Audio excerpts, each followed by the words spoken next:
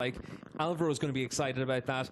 And that's a nice. good effort. Good effort. Ladies and gentlemen, first attempt.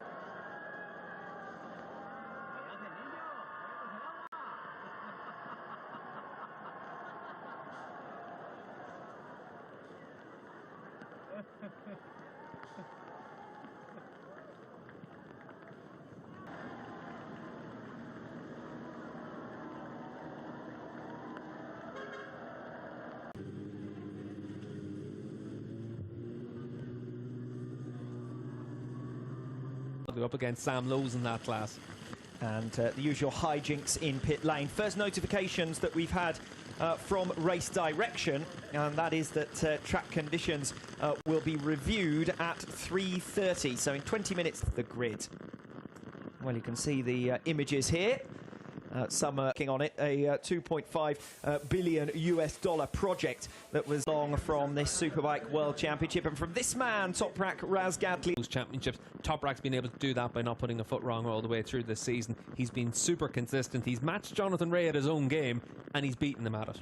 And we heard from Keenan Sofoglu earlier on in this. Walk away and retire from World SBK action at the end of this season. And speaking to a few riders, one of the talking points was, you know, would he go and race somewhere else? Would he race in endurance? Would he race in BSB or go retire from World SBK duty? Nothing to do with riding. He says that he still gets as much enjoyment out of just going out on a supermoto bike and trying to go out there and just get that perfect lap. And I think that's going to be one of the things that he's still going to look to do.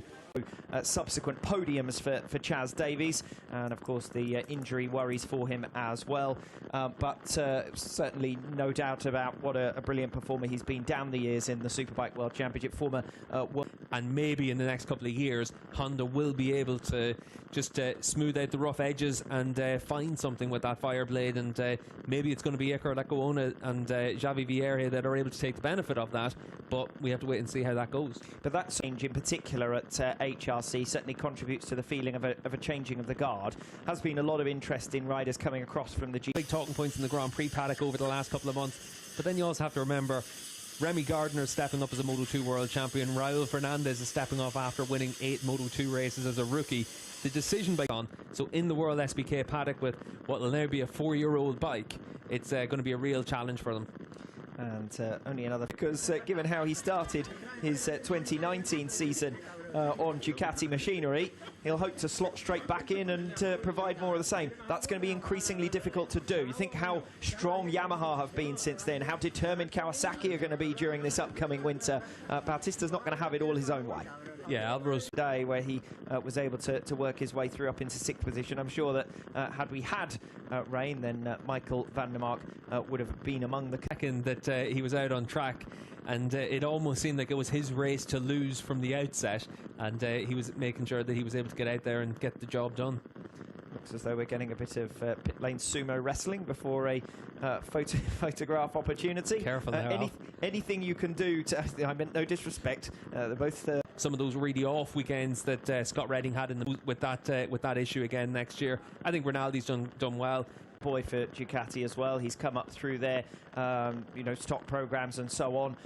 He rode for the Aruba IT Junior race. The Tissot Superpole race was therefore cancelled. It has been unfortunate. Hands up and alive in the grandstands. They've been treated to a highly entertaining Supersport race. They've been treated to the world champion being decided in front of them. And this reminds me of the late pictures we saw in Assen with the riders trying to cheer the fans 2 years ago. Yeah, and it is full grandstands here on the pit straight as well, and certainly a lot of excitement for World SBK to return to Indonesia. Obviously MotoGP coming here as well at the start of next season, and it's exciting times to be in the region. Chaz Davies and Michael Ruben Rinaldi. Of course, both Ducati regulars, the fans keen to show off their T-shirts in honour of this occasion. The first visit to the Mandalika International Circuit. Certainly didn't expect to see Michael Ruben Rinaldi. So the round, and there are still finishing touches to be put to the infrastructure in and around the circuit as well. But it has been an entertaining visit, and I'm certain that we're going to be back here. Of course, MotoGP also due to visit the Mandalika International Circuit, and they will hope and surely receive different weather conditions as well. Yeah, they'll come in February for a test to learn the track and get up to speed, and then they'll be here in one of their early season rounds at the end of March. And certainly for MotoGP, they'll get a big crowd here as well. And obviously enough, we were pretty much last minute to get a lot of the details finished around the track. So for MotoGP, they'll have the finished article and everything ready for it. And like you said, Alex, over the course of the next few years, infrastructure is going to improve around here, and a lot of investment coming as well to the Mandalika region. Hopefully we'll be in a better position travel-wise as well. These have been two unprecedented seasons, of course, as a result of the global pandemic.